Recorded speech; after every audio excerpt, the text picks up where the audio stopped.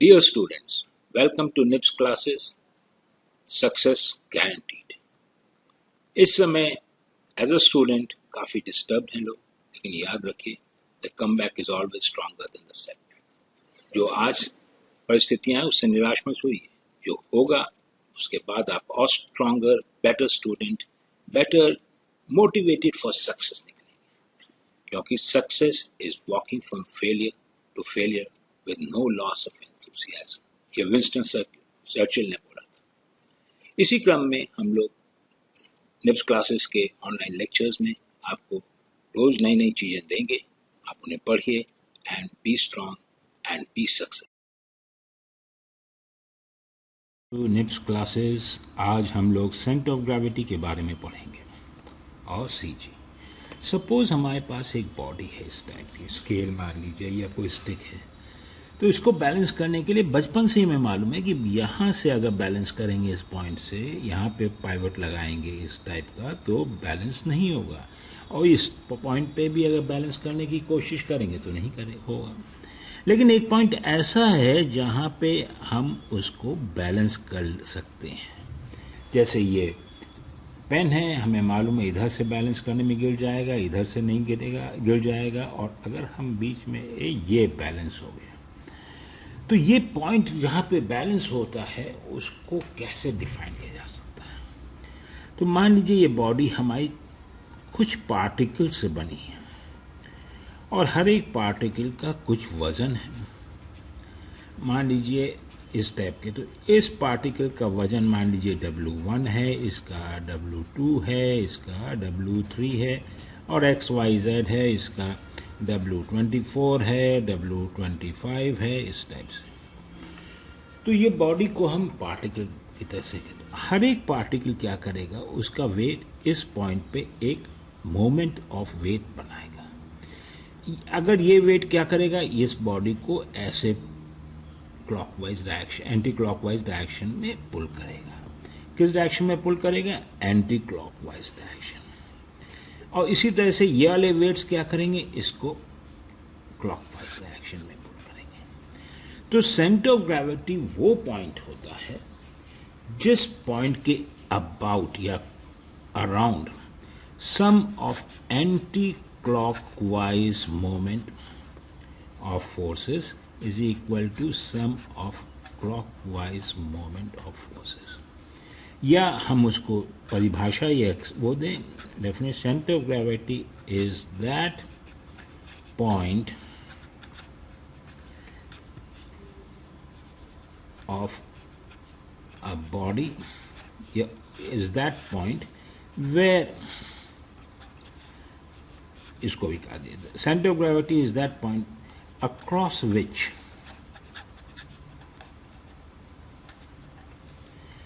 the algebraic क्यों हमने कहा, क्लॉकवाइज को हम नेगेटिव कहते हैं और एंटी क्लॉकवाइज को हम positive. algebraic sum of all the moment of weights of particles making the body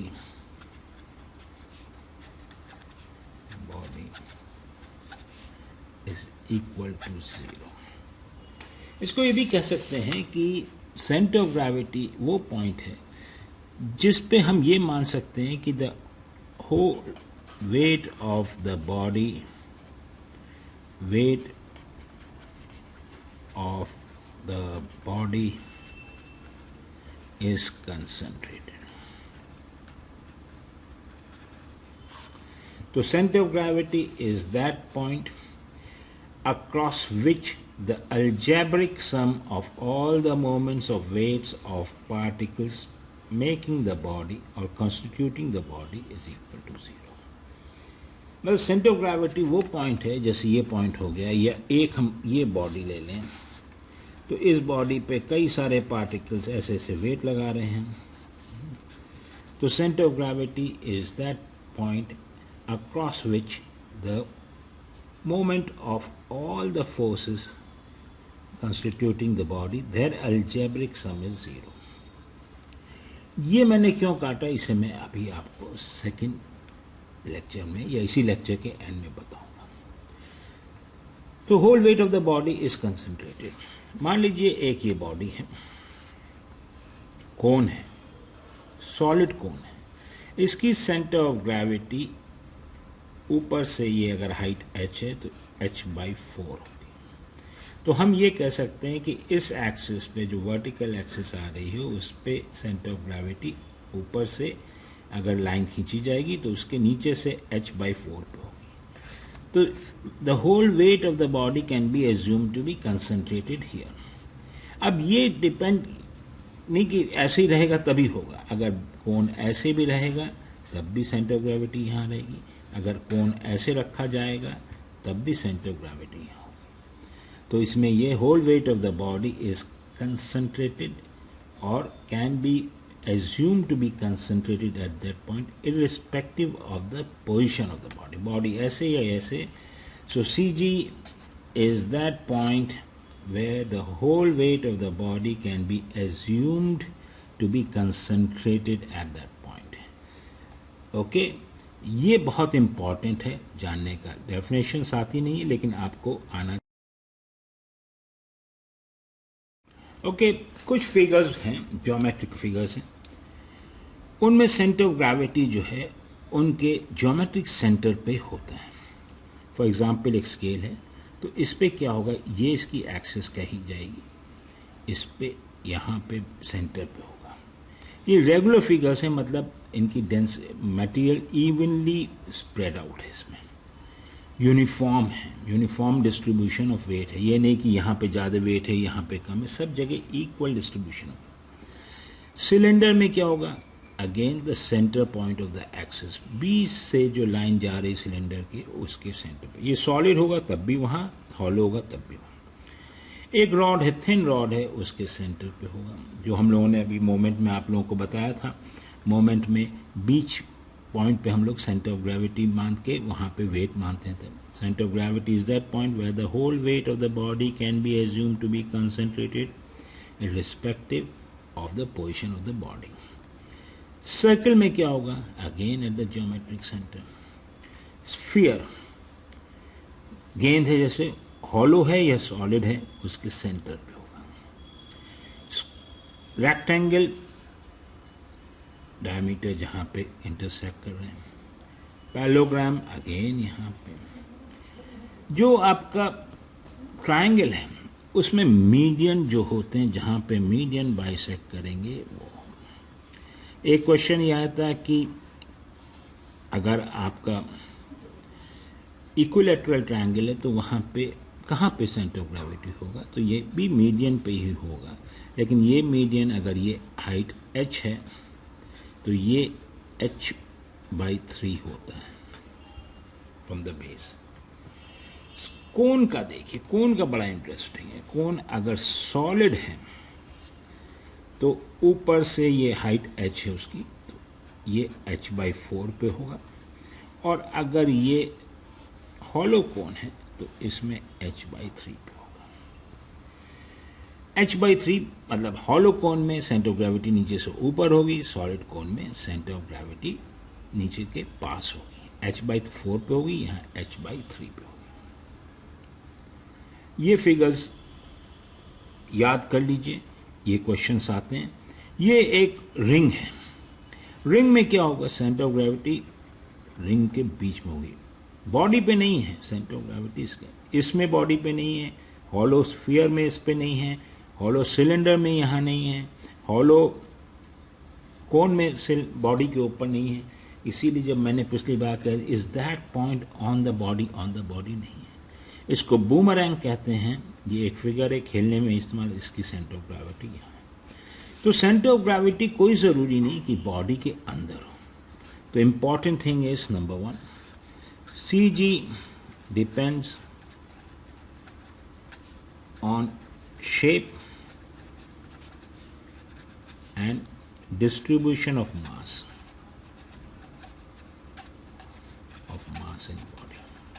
in a body. Number 2, CG can be outside the body.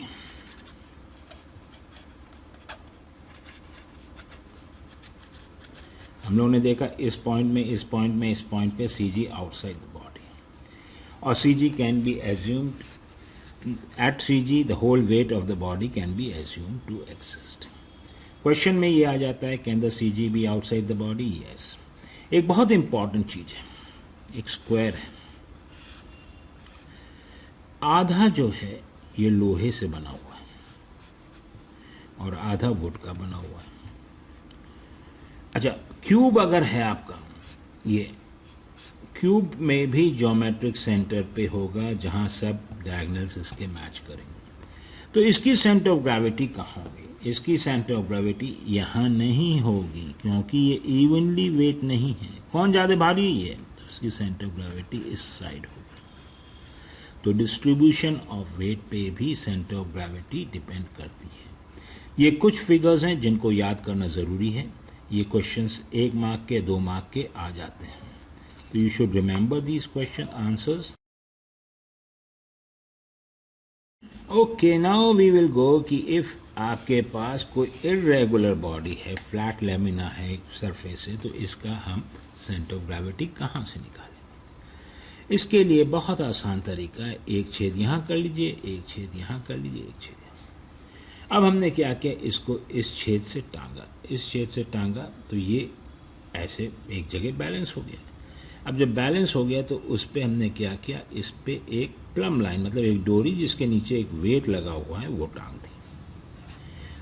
अब ये वेट है, इससे टंगी तो ये स्ट्रेट हो जाती है। प्लम लाइन क्या है, इसमें धागा है और स्ट्रिंग है और उसके नीचे एक हल्का सा वेट। इसकी हमने लाइन इसमें बना दी फिगर में। अब इसको हमने दूसरे पॉइंट से टांगा, ये मान लीजिए इस पॉइंट से टांगा, इस पे एक हमने इस पॉइंट से टांगा था तो ये लाइन बन गई। अब ये पॉइंट से हमने टांगा तो ये ऐसे टांगा, एक पॉइंट। फिर तीसरे पॉइंट से हमने टांगा, ये वही फिगर है, शेप सेम नहीं हो पा रही है, तो 2 लाइन बनी थी। अब हमने यहाँ तीसरे पॉइंट से टांगा, तो तीसरे पॉइंट से भी जो लाइन जाएगी वो इसके थ्रू जाएगी। तो तीनों लाइन के इंटरसेक्शन को हम सेंटर ऑफ ग्रेविटी मान लेंगे। ये इरेगुलर सरफेस पे सेंटर ऑफ ग्रेविटी कैसे निकाली जाती है, इसके ऊपर तरीका है। कई छेद कर लिए, 3 छेद कर लिए, एक तरफ से कीजिए, उस पर लाइन खींची, दूसरे इसको यहाँ से टांगा, फिर इस पर प्लम लाइन खींची, यहाँ से टांगा तो प्लम लाइन ऐसे खींची, तो ये पॉइंट जो है सेंटर ऑफ ग्रेविटी है। हमेशा चीज़ याद रखिए कि अगर कोई सिलेंडर, इसको हमने, कोई भी बॉडी है उसको हमने यहाँ पे पाइवट किया, तो जब भी वो थोड़ा हिलने के बाद स्टेशनरी होगी, तो सेंटर ऑफ ग्रेविटी उसके उस पॉइंट ऑफ सस्पेंशन से सीधे नीचे जो लाइन जा रही है उसी पे कहीं होगी। उसको निकालने के लिए हमें 2 या 3 पॉइंट से उसे टांगना ज़रूरी है। एक क्वेश्चन आता है कि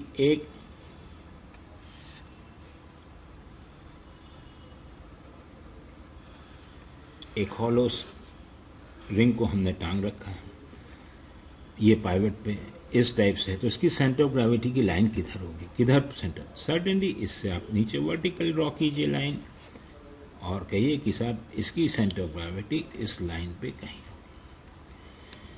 क्वेश्चन ये भी पूछा जा चुका है कि यह पूछा जाएगा कि can the centre of gravity be outside the body? If so please give an example. तो बूमरैंग का या एक रिंग का या हॉलो स्फीयर का या हॉलो सिलेंडर का आप एग्जांपल दे सकते हैं। Centre of gravity also depends on the shape of body. अगर मान लीजिए ये एक प्लेट है, इसकी सेंटर ऑफ ग्रेविटी कहाँ होगी? सर्टेनली यहाँ होगी, ये है हमारे पास, इसकी सेंटर ऑफ ग्रेविटी यहाँ होगी। अगर इसको हमने मोड़ दिया तो ये क्या बन गई, इस टाइप की बन गई। तो क्या सेंटर ऑफ ग्रेविटी यहाँ रहेगी? नहीं, सेंटर ऑफ ग्रेविटी शिफ्ट कर जाएगी, क्योंकि centre of gravity depends on the shape, size, the distribution of weight. जैसे अगर मान लीजिए फिर वही क्वेश्चन पूछ रहा हूँ, ये स्टील की है, ये वुड के है और ये पेपर की है, तो सेंटर ऑफ ग्रेविटी कहाँ होगी? जो हैवियर साइड होगा उस साइड होगी। Centre of gravity plays a very important role in stability. Centre of gravity plays a very important role in stability. जो भी चीज़ें हैं जिनकी सेंटर ऑफ ग्रेविटी लो होती है वो ज़्यादा स्टेबल हैं। आपने स्पोर्ट्स कार देखी होंगी, ऐसे चौड़ी होती हैं और ज़मीन को छूती हुई होती है। और कोई बस है डबल डेकर, वो ऐसे है। डबल डेकर बस पे की सेंटर ऑफ ग्रेविटी यहाँ है, इसकी सेंटर ऑफ ग्रेविटी जितनी लो सेंटर ऑफ ग्रेविटी होगी उतनी ज़्यादा स्टेबल होगी। तो किसी भी बॉडी के लिए आप ये मान लीजिए ये बॉडी है, इसकी सेंटर ऑफ ग्रेविटी है, इसको अगर आप टिल्ट करते हैं तो उस पॉइंट तक आप टिल्ट कर सकते हैं जब तक सेंटर ऑफ ग्रेविटी इसके बेस के अंदर, इस पॉइंट पे ये स्टेबल रहेगी। इस पॉइंट पे आप ले गए इसे, यहाँ पे टिल्ट किया तो सेंटर ऑफ ग्रेविटी ये इस साइड गिर जाएगी, वापस नहीं आएगी। इसीलिए आप देखिए कि जो छोटे ग्लासेस होते हैं वो वापस आ जाते हैं अपने स्पेस पे, और जो टॉल ग्लासेस होते हैं जिनकी सेंटर ऑफ ग्रेविटी है, अगर आपने उसको ऐसे किया तो ये ढक से गिर के कड़ाक से टूट जाएंगे। ये ग्लासेस वापस अपने बेस पर आ जाते हैं। ये गाड़ी जब टर्न करते हैं तो हिलती है, टेढ़ी हो जाएगी, टर्निंग पे टेढ़ी हो जाएगी, लेकिन सेंटर ऑफ ग्रेविटी होने की वजह से, बेस में होने की वजह से वापस इसमें आ जाएगी। डबल डेकर बस में ऊपर आपको मना किया जाता है खड़े होने के लिए, क्योंकि सेंटर ऑफ ग्रेविटी ऊपर हो जाएगी। अब बॉडी इतनी टर्न हुई तो इसकी सेंटर ऑफ ग्रेविटी इसकी बेस से बाहर चली गई व्हील्स के, तो ये body. For stability centre of gravity should be as low as possible, CG as low as possible. दूसरी चीज बहुत इंपॉर्टेंट है, CG जो है base should be as wide as possible.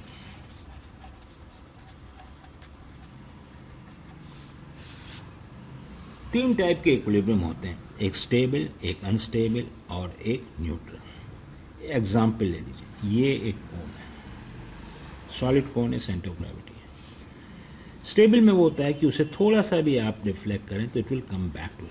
अगर आपने इसे थोड़ा सा ट्विस्ट किया, इस पॉइंट पे गए तो आपकी सेंटर ऑफ ग्रेविटी यहाँ थी तो ये वापस आ जाएगी। अनस्टेबल ये है कि ये अगर है तो सेंटर ऑफ ग्रेविटी तो यहीं पे है, ये बेस है, इसको थोड़ा सा भी आप शिफ्ट करेंगे